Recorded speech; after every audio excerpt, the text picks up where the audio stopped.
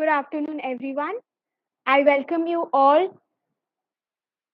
to the fifth session of our Gender Talk series in English, presented by Open Space Foundation, Women's Department of Bharathidasan University, and Nirangal Charitable Trust. We are extremely glad to see all of you here. Before I introduce today's speaker, please notice the panel to the left side. You have a public chat and shared notes.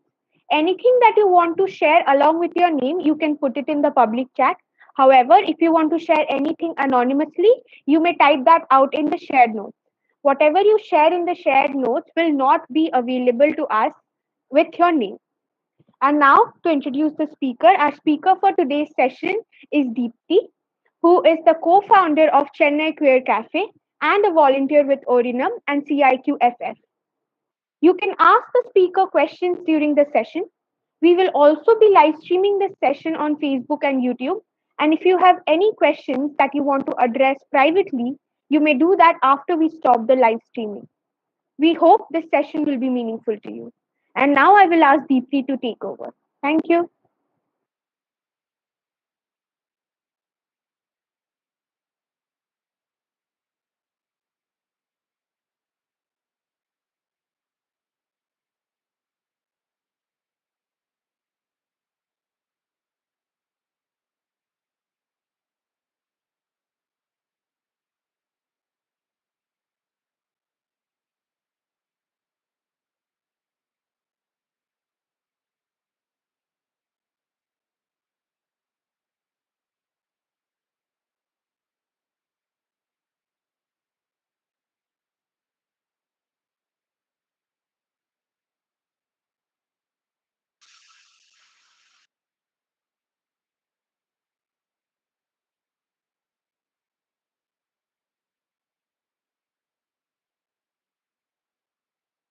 Romantic or sexual attraction between people of opposite sex or opposite gender. So, heteronormativity would be where heterosexuality is believed to be the default or a normal sexual orientation, and it is somewhere assumed that sexual and marital relationships are most fitting between the opposite sex individuals only. So, I heard this term first in 2019 when I heard this term first. And I came across this when I was reading about compulsory heterosexuality, which is again very similar to heteronormativity. And this was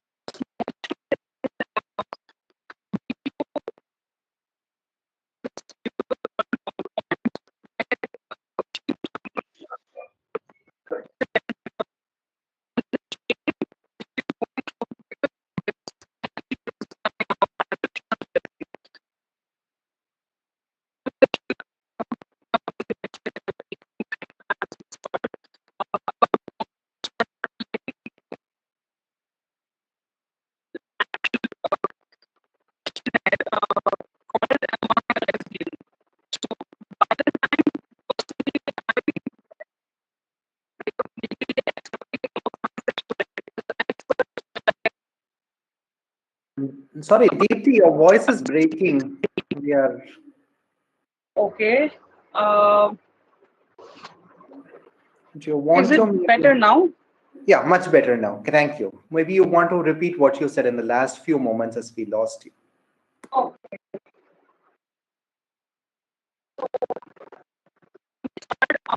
definition of heteronormative because that's already there on the sheet.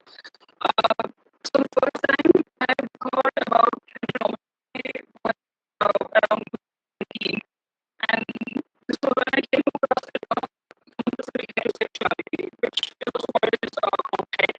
I'm sorry, it looks like it's again breaking up. I don't know. Network and see if that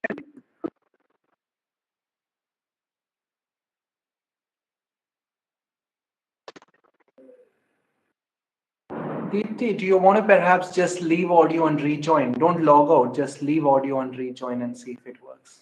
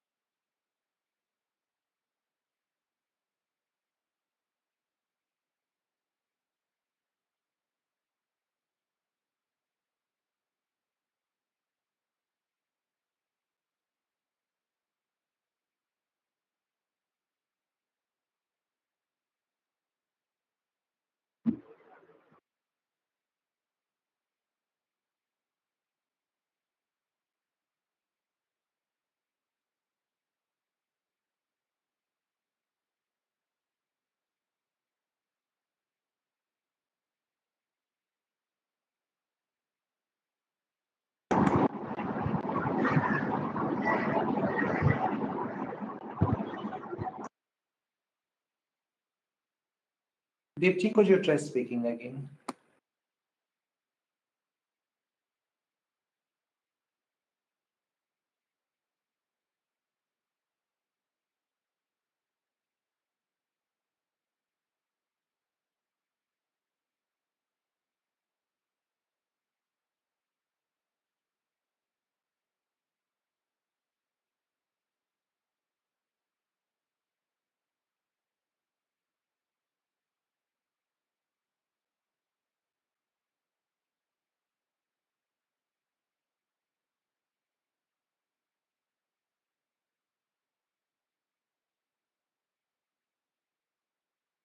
Looks like Deepti might be having some technical challenges. We are trying to fix it.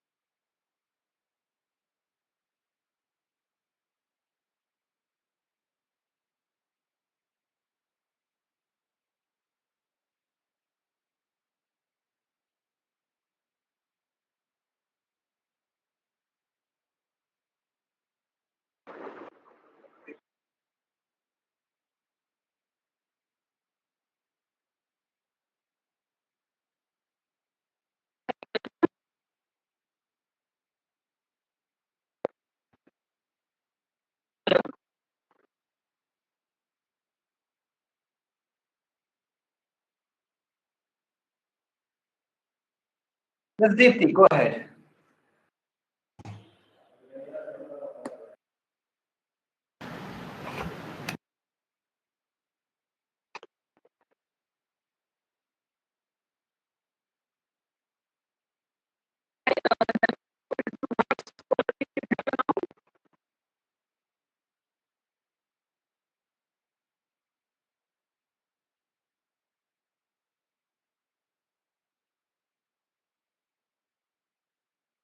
Yes, it's still breaking up a bit.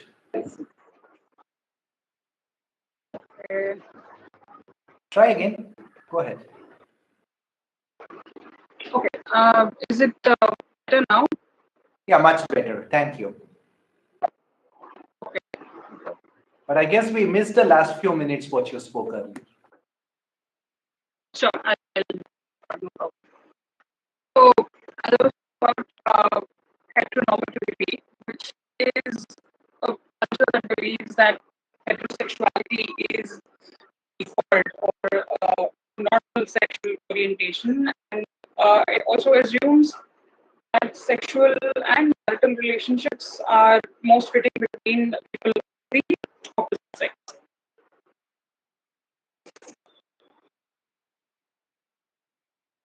Um,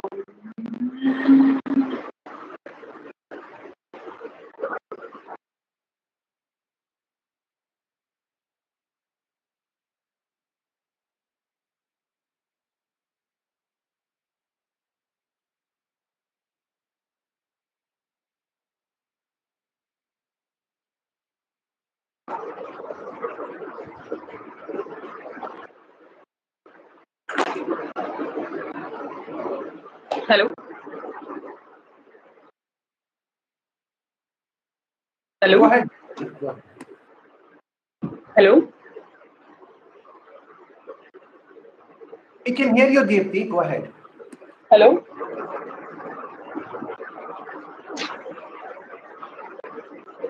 Deepti, we hear you. Go ahead. Hello.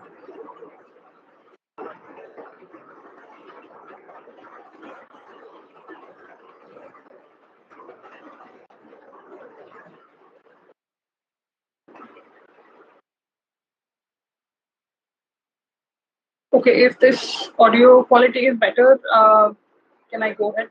I see people typing that they can hear me.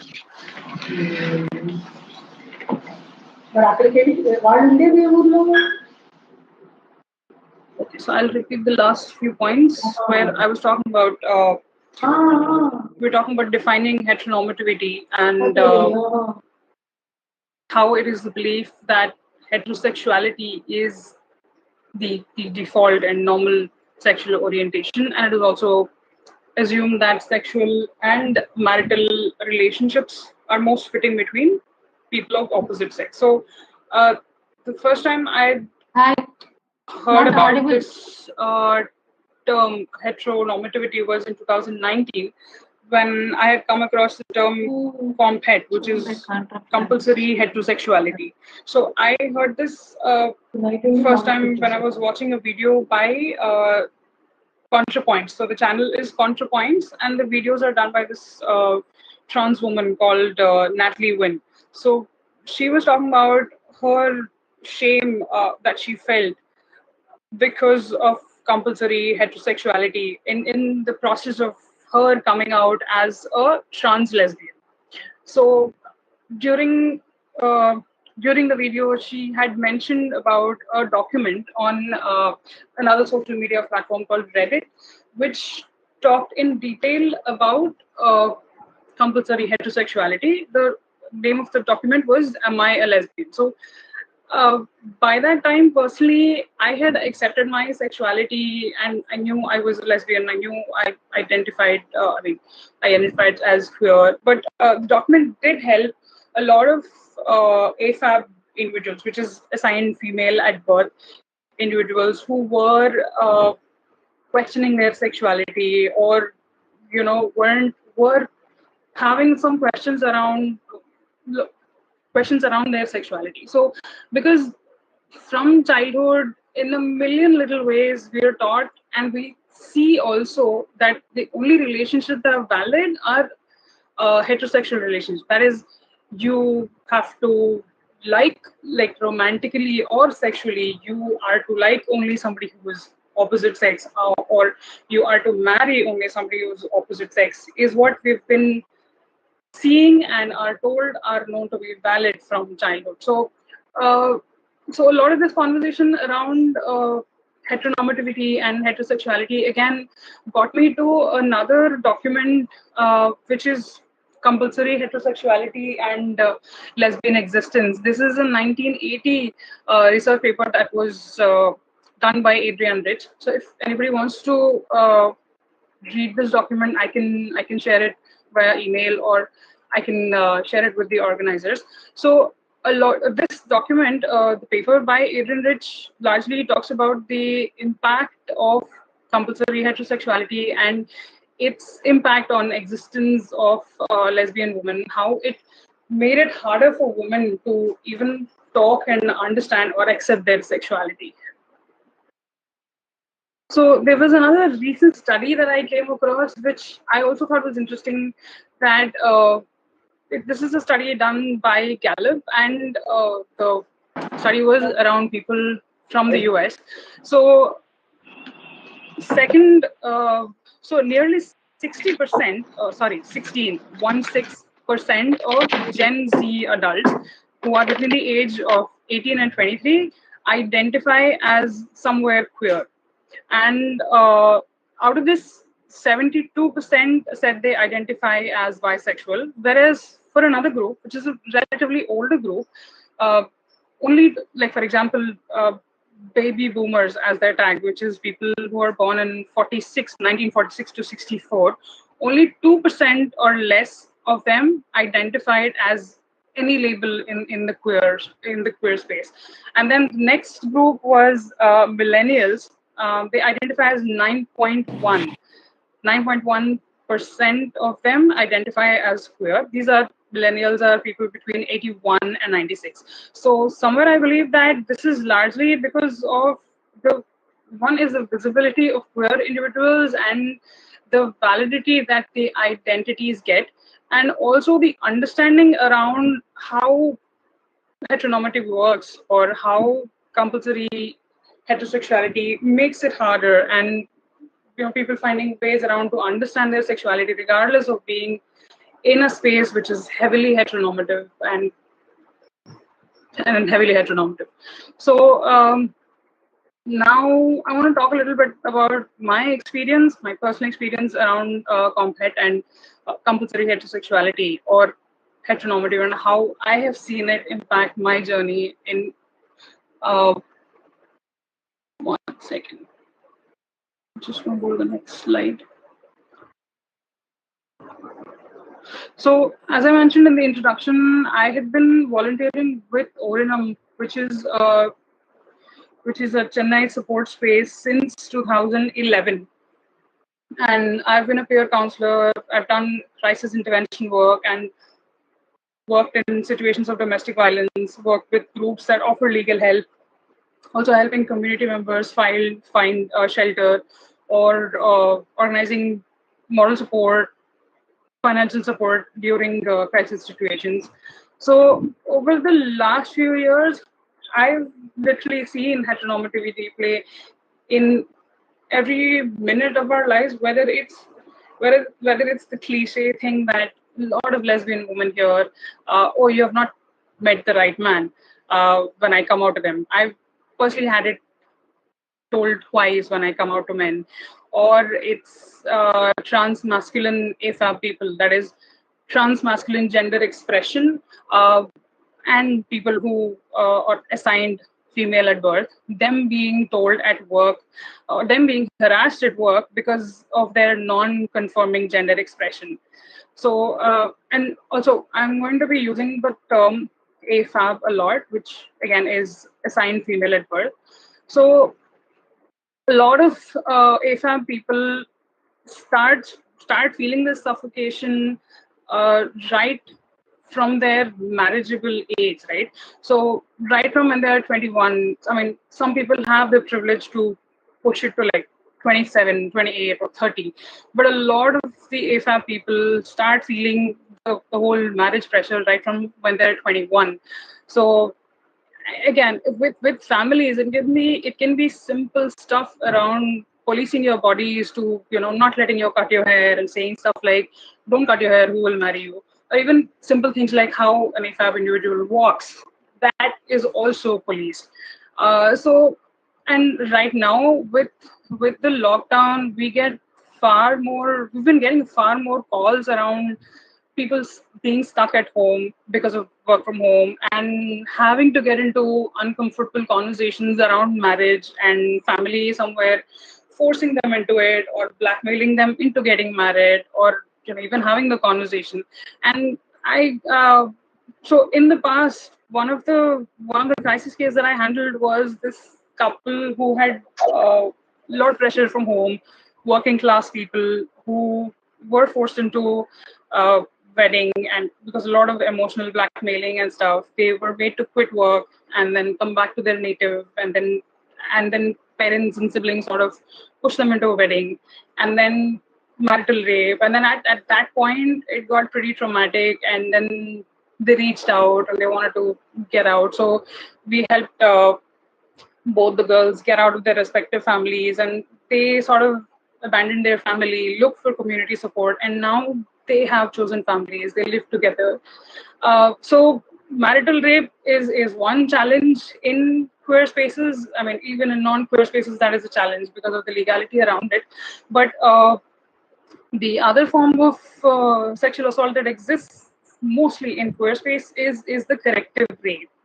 So this is again a global hate crime that has been reported in India, few of the African countries, and US so far. So to define this is when a cis male person sexually assaults or rapes an AFAB person with the intention to cure them or straighten them of their sexuality, as per the definition. So a lot of them, of course, go unreported, but then somewhere, in my opinion, reporting might also not be helpful, because in my experience I have seen law enforcement departments sort of take a moral high ground and say stuff like, oh, why are you running behind a girl, we'll search for a nice boy for you. I've heard this in more than one case. And then there was this one case where a queer AFAB person said she likes somebody who is an AFAB person as well, trans masculine, and then the law enforcement person was like, "Oh, we don't. This is not our culture. so we'll find a boy for you. And the trans masculine person was slapped in the police station itself, and they were told, oh, this whatever section 377 that you're talking about, it has been read down at the center, but it does not apply to our state, which of course is not true. So in most cases, I mean, unless you go through proper channels and you have the proper network to reach out to the right people who are sensitive to the topic, the ground level law enforcement people are not necessarily very approachable when it comes to this. And so again, in my personal life, I had taken a lot of marriage pressure back when I was 25, 26, and personally, for me, the queer spaces in Chennai have been a huge emotional support back then, and that sort of somewhere motivated me to create a space that I had lacked when I needed it. So that's when I had started 3 years back a support space called Chennai Queer Cafe. So this again, my intention was to fight the heteronormativity and normalize queer conversations, queer existence, and create a safe space for whatever queer AFAB people want to discuss, whether it's the happy parts of their life or the tough things that they're going through. Just normalize these conversations. And as a peer counselor, I still get asked questions like, you guys we have a tough situation at home. We would want to get out of house because we're not able to put up with the tension. But if I run away, I might not be able to. I want to run away from home because I'm not able to handle the pressure. But I know I want my parents to accept me and my partner at some point, or if it's just a single person, they're like, I want them to accept me and my sexuality as I am. When how long do you think it would take? So they're like, oh, is it going to be like a few months? I'll tell them, I'll get out, I'll call them, and I'll tell them, I don't want to get married because I'm a lesbian. Or how long does it take? Is something that I keep getting asked, and of course there's no one answer to it. And parents have to take their own journey. It's unfortunate that the burden is on the queer child to explain it or put up with the emotional trauma or see the parents through the journey. And it's very unfortunate. But then I what I ask uh, what I ask these queer people is how long have you taken to completely understand and accept yourself as you are, right? So because personally for me, I think I've taken at least 6 7 years, and I hardly had any resources back then when I was trying to figure out. It was just internet and not many Indian conversations around it. But a lot of people say, oh, I've taken some 5 years or so, or oh, I always knew. But for me to be sure of it, it took me 10 years. So that's when I somewhere tell them ki it's kind of somewhere unfair for you to expect your parents, because they're from a different generation. They are from a different school of thought where they have been told, again, the heteronormativity comes back here, where the only thing they knew is to be heteronormative, right? Or heterosexual.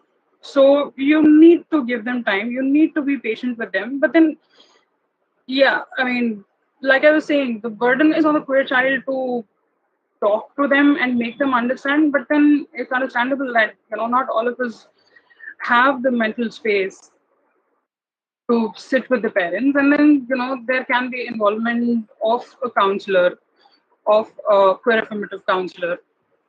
So, and another thing that I've noticed in the peer counseling space is women talking about going through phases of understanding their sexuality finally, before finally accepting themselves. So not to not to erase any asexual not to erase asexuality as an identity, but I've had a couple of AFAB individuals who had mentioned that they thought uh, they were asexual because they had like zero romantic or sexual attraction towards men. And heteronormativity does not necessarily validate any other relationship apart from this attraction that you should have towards a man, towards the opposite sex. So the only sexual attraction, sexual or romantic attraction they thought valid is heterosexuality, and thus when they did not see that either as a romantic attraction or a sexual attraction, women, in my experience, the 2-3 people that I've seen go through this phase of asexuality. So, and then post which a bit of talking, reading up about identities and conversations, or sometimes therapy, sort of gives them a clarity about their identity. And with the current generation, over the last few years, social media has had a huge impact on how identities are seen as valid, or relationships are seen as normalized, right? And yes, I understand it's the internet reach is only to the predominantly privileged English speaking internet accessible crowd, but then uh, that again, that also is broken by TikTok, I felt, because Facebook, yes, has a lot of social support spaces and has, pages which again talk about stories, and then the Instagram handle that was worked on in the last 1 year called Queer Swipe Stories, which is again an initiative by a Mumbai-based group called Gacy Family and Tinder, which is constantly documenting and churning out conversations around real queer relationships, which which is very very heartwarming to see. And this again is very English speaking privileged people space. But then versus what I had noticed in TikTok was TikTok did actually break a lot of class barriers as well. Unfortunately, I don't think we can access it anymore in India. But I remember seeing a lot of people from these small towns. Uh, One was femme presenting AFAB person, other one was transmasculine person, and dancing to very regional songs, and of course there were a lot of hate comments as well. Uh, but then predominantly there was good amount of acceptance, and I have seen a lot of people reach out for crisis intervention or for emotional support through these spaces as well. So there was also a lot of normalizing around gender expressions, and as well as the same sex relationship. So again, one of the many reasons for that shame heteronormativity causes is this lack of representation. And I feel somewhere, even though the mainstream movies and media aren't able to do justice to this representation, there are small spaces like these which are trying their best. Let's just hope it becomes mainstream at some point. And next, I'm going to talk about my managed pressure again, how personally I had overcome a lot of how heteronormity played around with my life when, like, 23, 24 is when like I was sure of my sexuality. And so that's sort of when the marriage pressure started. I had the privilege to keep pushing it till I was 26, and that's slowly when I started coming out to people at home, like my cousins and my aunt. So at that point, I think it was 26 when I was I came out to my aunt, and she was very unsure. She was like, "Oh, you were in hostels for too long. That's probably why," and stuff like that. And then she sort of took me to this random counselor who was asking weird questions about, "Oh, when you see like heterosexual couple on in a movie or something, do you hate it? How do you react to it?" I'm like, it's just no reaction and stuff like that. So it was pretty weird. And then later they took more time. My family sort of took more time, did a bit of research, and took me to this other psychiatrist in Bangalore. So she was slightly more. She was pretty queer affirmative. I opened up to her. Post which literally the only thing she said to my family was that she is sure of what she wants, and there's nothing you can do, and there's nothing you should do. Just let her be. So I mean, even now, I think, because at that point also I was pretty in touch with the community, but I really have to somewhere be thankful to the psychiatrist who didn't make it a big deal. And a lot of people do have family pressure and they end up with the wrong doctor, and then there are all these conversion therapies that people come up with, which is actually very traumatic, and we've known of people losing their lives because of this. So again, back to my story. So at that point, again, although there was no marriage pressure post that doctor intervening, I never really could come out to my mom. And there was a point I had decided to not come out to her because so she was diagnosed with cancer, and I knew she didn't have the time to do the journey. So probably selfish of me to take the decision for her, but I chose not to come out to her. She was somewhere fine because I had a good set of friends. I was financially pretty settled. So, but then of course, parents do have that unhappiness they have about an unmarried 30 plus daughter. But then,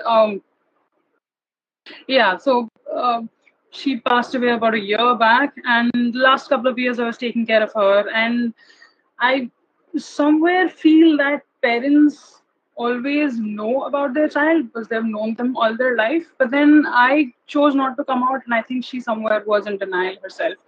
But then now I feel like I have a lot of space that I have with my family, my extended relatives who don't put the kind of emotional burden that my mom would have had to go through. So I am slowly coming out to some extended parts of my family, which I feel is safe. And most of the younger generation are like, oh, that's not a big deal, that's fine. And conversations around that, they make it much more easier.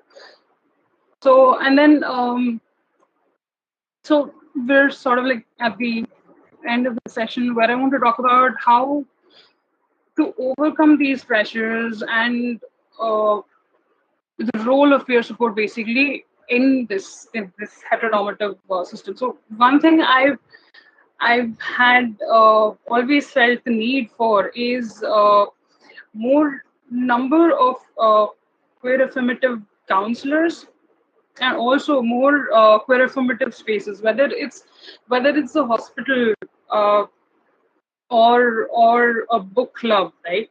So I think somewhere the inclusivity of queer conversations normalizes it. I think it's too much for me to ask that, queer conversations should become like a dinner table conversations, but somewhere that's the end goal, right? So people struggling with their sexuality, there are support spaces as of now, but obviously I wish there were more, and I wish all spaces were inclusive. Um, and one of the many steps towards tackling emotional or physical violence due to heteronormativity is to reach out to the support spaces. Reach out to the support spaces which normalize these conversations for you. So, once you get the validation from at least 4 or 5 people about your own self, about your own sexuality, it gives you a lot of confidence to stand up for yourself and your sexuality, which is an important part of you. So we, like I mentioned, we of course need lot more trained queer affirmative peer counselors and policy changes to make it safe and inclusive for queer women, queer AFAB people, and the community to feel safe enough to come out and live their truth.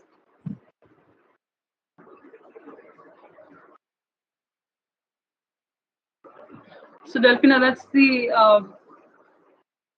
end of the Okay. discussion. The presentation for some reason wasn't going forward, so I sort Yeah, of Deepti, left it I'm there. sorry. I was trying to like see if I can give So you a the arrow presenter. buttons were clear. Would you like to? I do not know, Deepthi. Do you want? I do not know why it is Hello. happening, but do you want to try to leave and rejoin the conference so we can make you a presenter?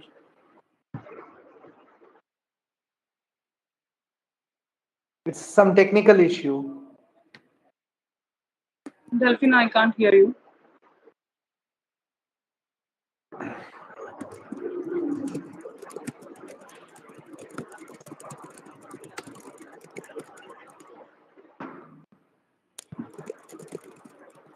I still can't hear you. Hello. Sorry. Deepthi.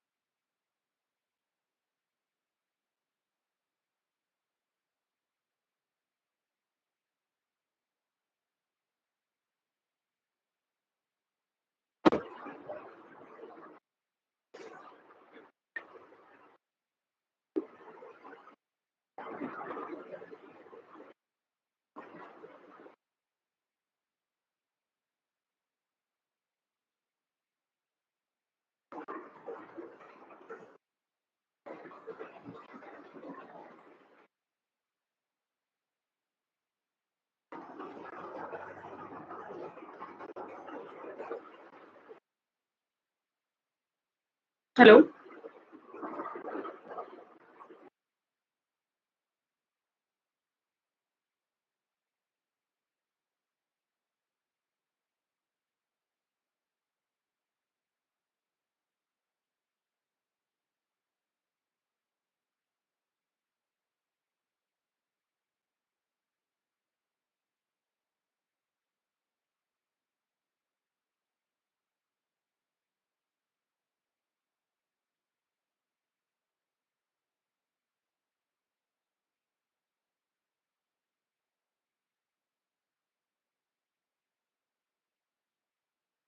Hello. Deepthi, can you hear us now? Delphina, I can hear you. Yes. Yeah, we all heard you very clearly, but I think you had some situation where you couldn't hear, and I do not know why we weren't able to make you presenter either. But if you want to, Okay. like, there is something in the presentation we missed, check if you have presenter access, you can walk us through that. No, no, just yeah. No, I've covered all the points that I wanted to cover, so we can open for questions now. Unless Delphina, you have any last points, Rima or Delphina, questions or points that you want to add to the presentation. No, I think you put forth very important points here, and I can. Yeah, there are. Okay, maybe if anyone has a question, you can ask. Then I can also add on to it.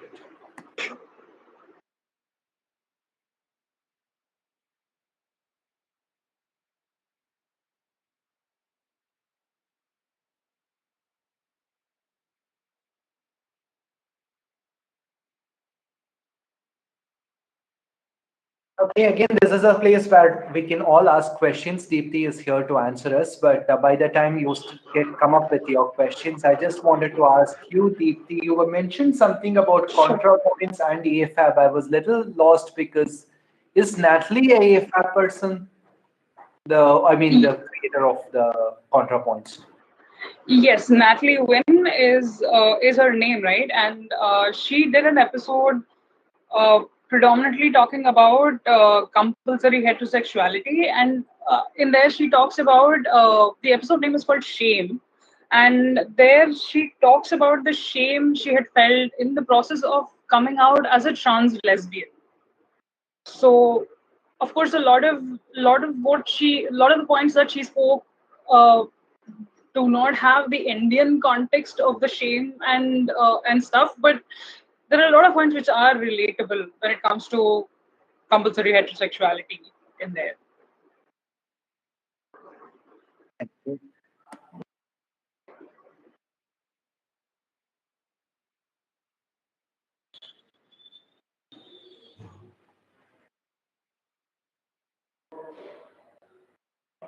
Again, you can ask your questions, you can unmute and ask, or you can put it in chat or in shared notes if you don't want to tag your name with it.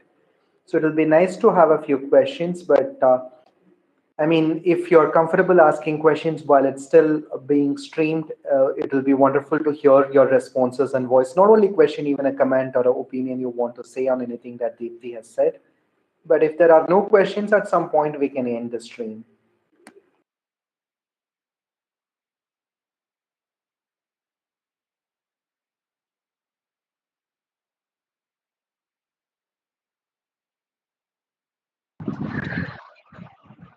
I would like to ask a question. Sure. Yeah, did we? Yeah, so we work for a HIV organization. Sorry. Okay. And we, at times we've expanded it to sexual health, mental health. What are some things that you think we should ideally, what would you recommend for us to, in our response to any callers? Because sometimes we want to know unless they tell us about their, sexuality. How do you think we should pose that question to a caller to help them be more comfortable?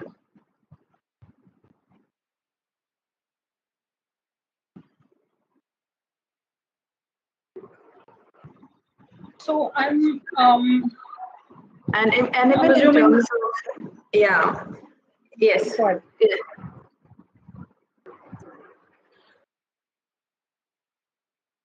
So I'm assuming you have both AFAB and AMAB college, like assigned male at birth and assigned female at birth, right? So I would feel somewhere the contraceptives and the questions would be different depending on who's calling, right? So, I mean, again, I'm not an expert in this space, but one thing that I keep hearing when it comes to female bodies and them going to a doctor, one standard thing most of the doctors would ask somebody who identifies as female, somebody who is AFAB, is, are you married? They don't, they don't outright ask you, are you sexually active, or do you have a partner, or are you like are you partnered with a single partner or more than one partner, or what is,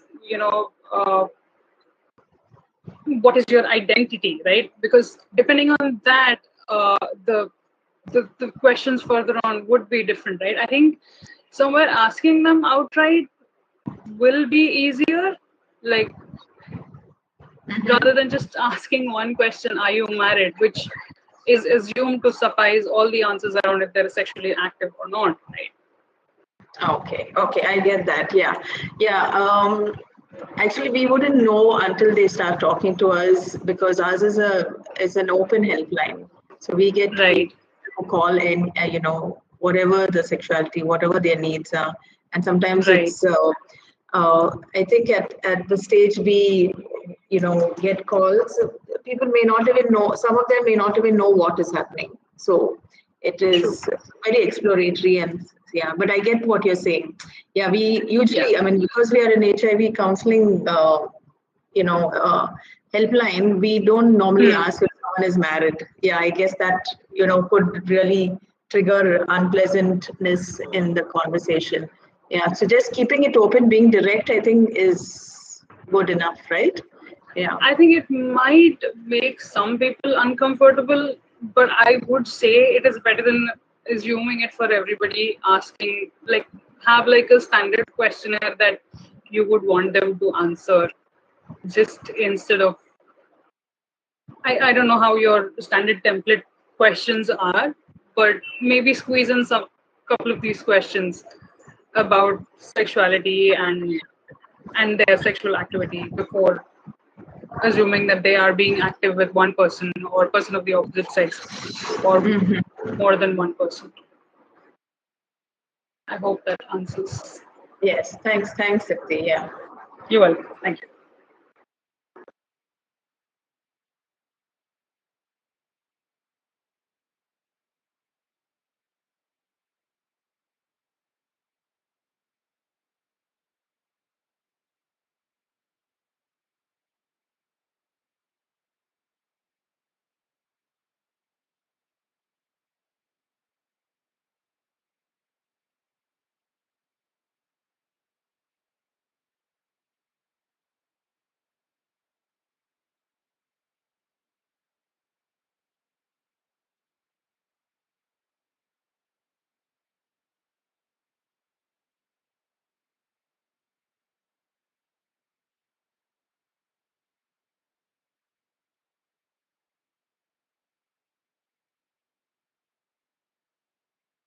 Hello.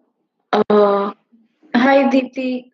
Could you tell us a bit more about Orinam and the work it does? I was that Jaya, right? Yeah. Okay, thank you for that question. So, uh, again, Orinam website is orinam.net, and I've been volunteering with them since 2011. So they are not a registered NGO, but they are again a support space. They organize a lot of peer counseling spaces are there, film festivals, literary events, book club events are being organized by Orinam, and it's a volunteer run LGBTQIA plus initiative by people in Chennai. So do check out their website. They have a lot of literature, a lot of narratives, a lot of stories around queer lives. And like I was saying, they organize mostly film festivals, workshops, and uh, book club events, monthly book club events before the corona. Right now, they're not happening. But yeah, currently working around normalizing queer struggle and queer narratives and queer spaces.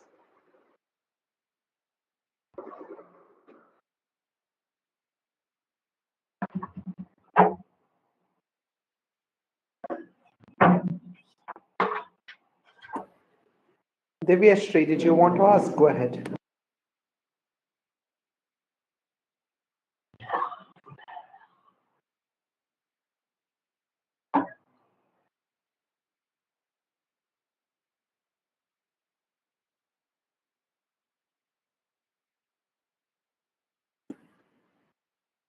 Divyashri, not sure if we heard you clearly. Can you try again, or you can also put it in chat if necessary?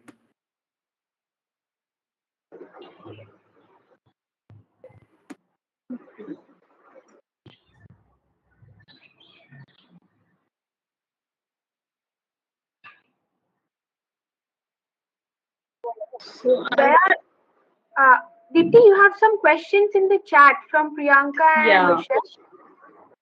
yeah. So I'll answer Rochelle's question, but I can't hear Divyashri. But Rochelle, I'll look up if there are any communities in OT, but not that I know of. No queer safe spaces that I know of, but there might be some college initiatives. I can look that up and get back to you on that. And Priyanka's question in the chat that I see is, do you have any tips for tackling compet at workspace, especially when we are not sure if the company is inclusive? So ideally, I would say a lot of companies have a policy, at least on paper, if even if they're not inclusive offline, like in person. A lot of them have it on paper, which makes it a little more safer, I feel. But then I would say, watch what they have on the paper. A lot of these MNCs now have safe spaces where you can, where you have people who identify as queer and also who identify as just allies who would start having conversations and makes it a safer place, yes. But then I would definitely recommend you see what is there on paper.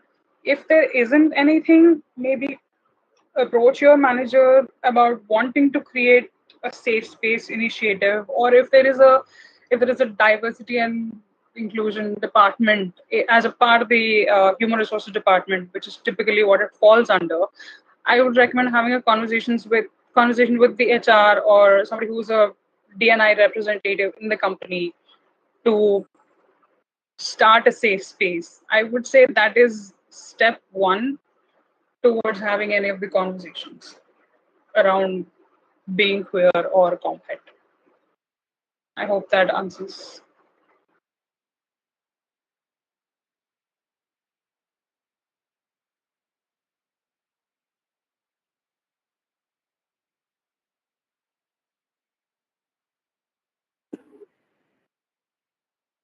Divyashri, do you want to try asking again?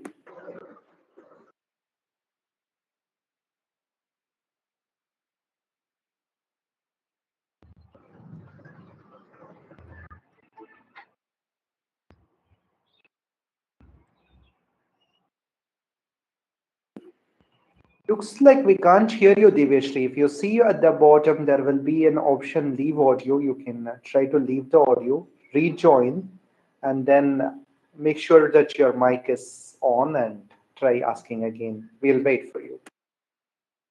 Or or if it's okay, she can just type the question in the chat as well, whichever works.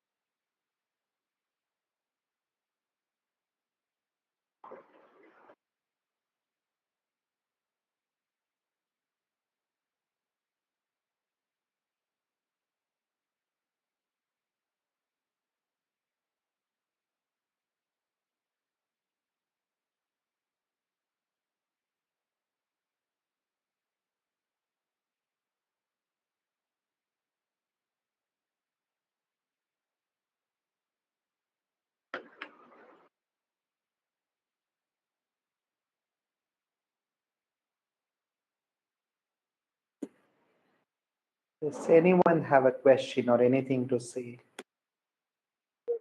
So I was thinking how like compact is actually like actively taught in our school system, even though there wasn't a lot of sex education. Whatever there was, it was extremely uh, cisgender, heterosexual.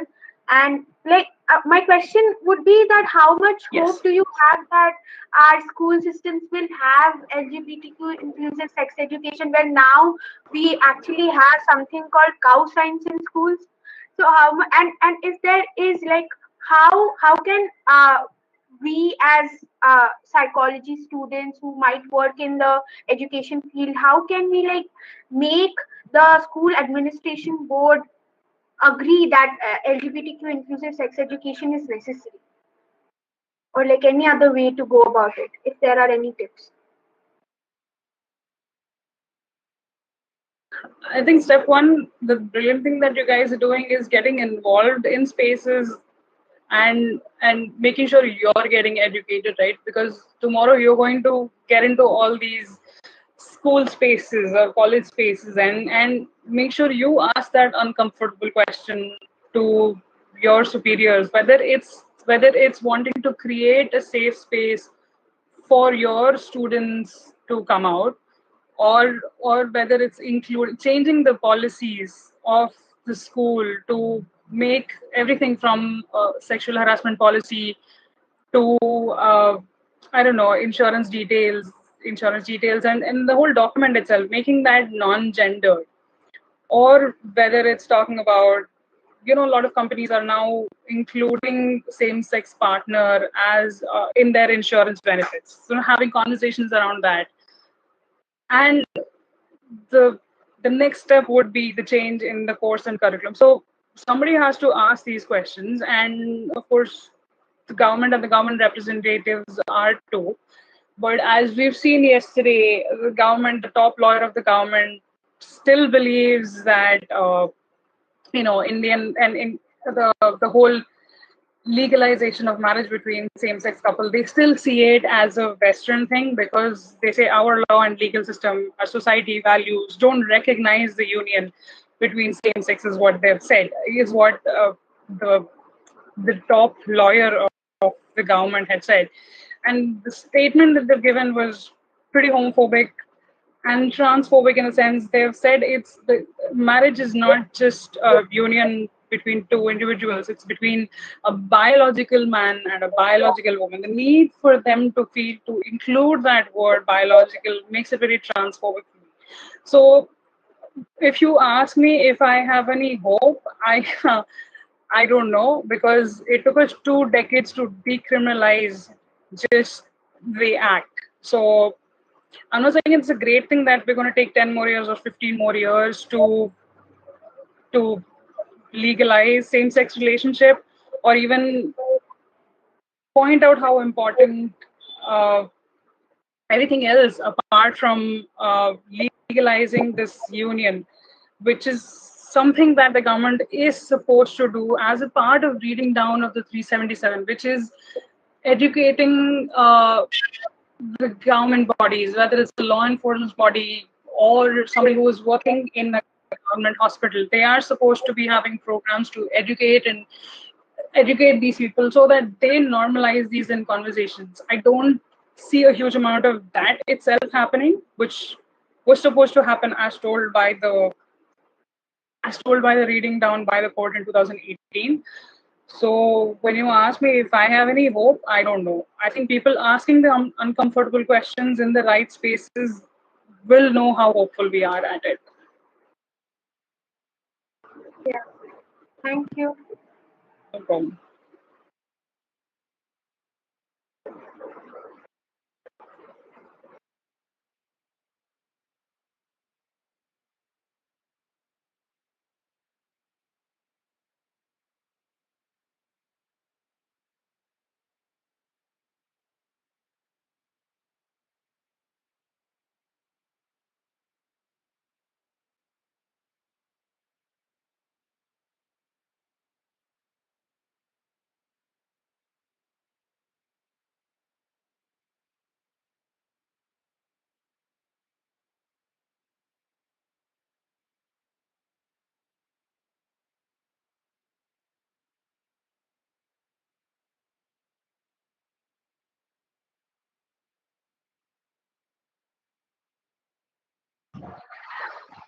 Dipti, I have another question. We are talking about this inclusivity, and the fact that most of us are not aware of what inclusivity means, or it is prescriptive, or it is there on paper.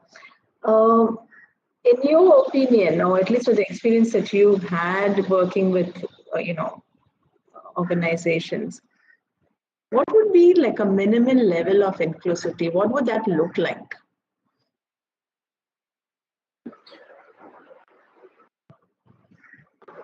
Okay. When I say inclusive, I would somewhere uh, be inclusive of whether it's a conversation about something queer or conversation about a person being differently abled or anything of that sort is what I mean.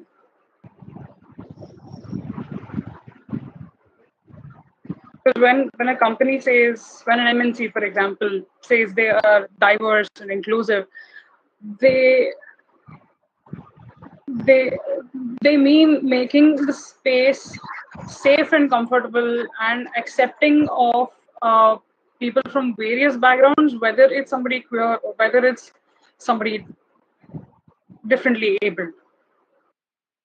So it can be infrastructure wise, for example, having a unisex bathroom, or it can be having a ramp walk right next to a place where there is a staircase, making it easily accessible to somebody who uses a wheelchair.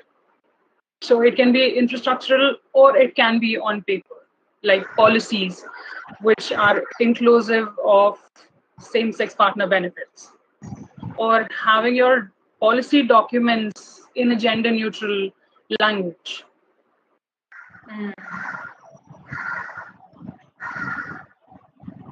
These are some things that usually MNCs do to make their policy and company inclusive, diverse and inclusive. And it also goes into hiring people who are trans or hiring people who are differently abled. Because every time we think about this inclusivity, it just sometimes reminds us about being non-discriminatory. So having policies that say that, anyone can have access to this job if they have this right qualifications. Yeah, so we sometimes don't think about it in terms of infrastructure or, anything beyond that. So, yeah. It'll be good for us. I mean, it's made me think a little bit more about it, even though we we read about it, we hear about it, but Right. hearing this is really helpful in so many ways to think about what changes we need to make, like me at a personal level or at a professional level, to reach that point of being inclusive. Right. Because I guess we can't change overnight, but there Of course. is something that we need to do to get to that point. Yeah. Yeah, I mean, one step at a time, and as long as we're recognizing what is our next step, right? I think that's Mm. progress in itself. Yeah. Yeah. True. Thank you for this. Yeah. You're welcome. You're welcome.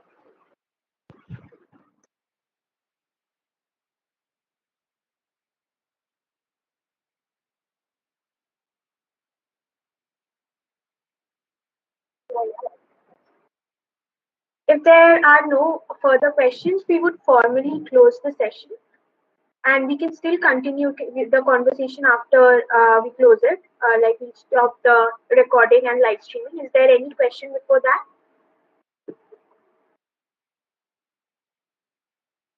All right. Thank you so much, Dipti. It was really enlightening as a session.